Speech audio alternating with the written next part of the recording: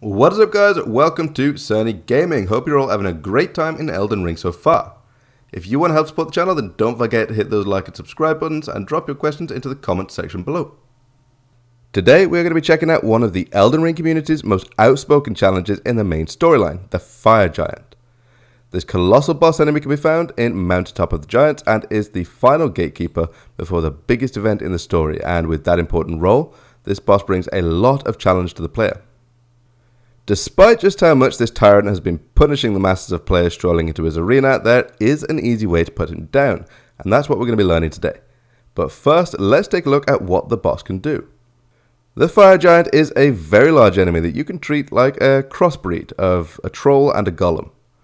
Most of his attacks are front-facing, and standing in front of him is very dangerous, but he has a small handful of attempted counters to you standing underneath him as well.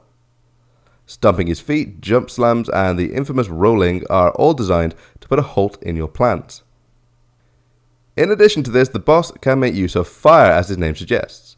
If you're at a distance, he can shoot fireballs at you. Occasionally, he will summon slow-moving orbs that explode when they're near.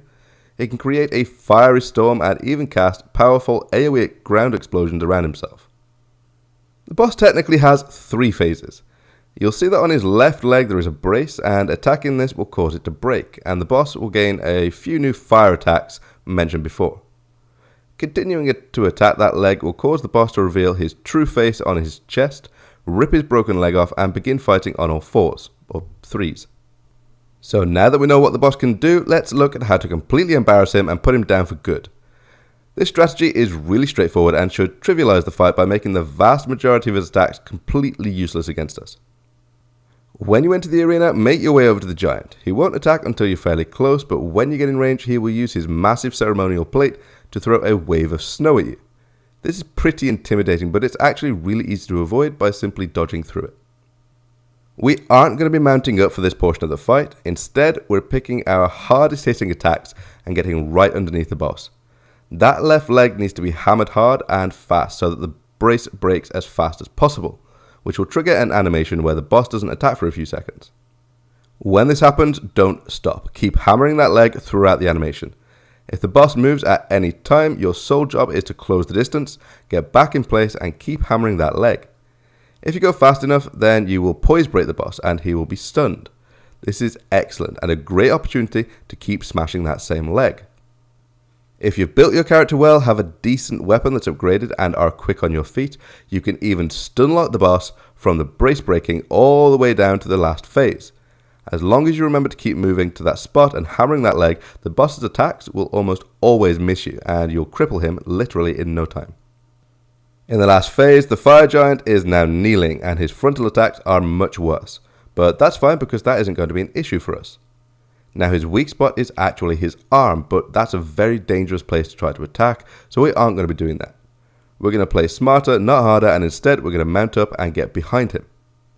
He ripped one leg off, but the other remains, and that other one is now our target. The important thing here is to face the sole of the foot, so that you are not standing to either side of the leg.